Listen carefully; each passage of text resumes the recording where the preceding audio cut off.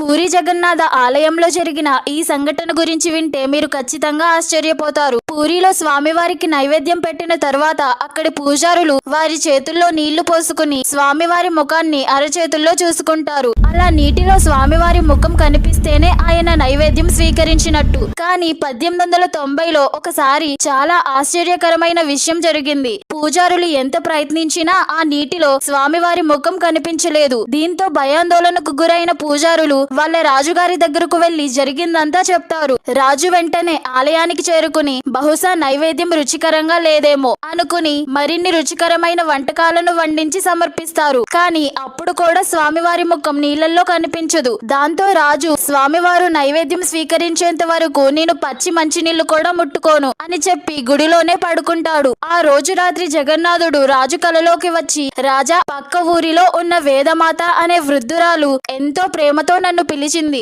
అందుకే ఆమె చేసిన వంటకాలను తినడానికి తన ఇంటికి వెళ్ళాను. అంతేకాని మీరు ప్రేమతో పెట్టిన ప్రసాదం నాకు నచ్చక కాదు. నాకు చాలా ఆకలిగా ఉంది. నైవేద్యం పెట్టండి, తింటాను అని అడుగుతాడు. వెంటనే రాజు నిద్ర నుంచి మేలుకొని పూజారులతో మళ్ళీ నైవేద్యం పెట్టిస్తాడు. అప్పుడు జగన్నాథుడు నైవేద్యం స్వీకరిస్తాడు. వెంటనే స్వామి ముఖం నీళ్లలో కనిపిస్తుంది. జై జగన్నాథ అని కామెంట్ చేయండి.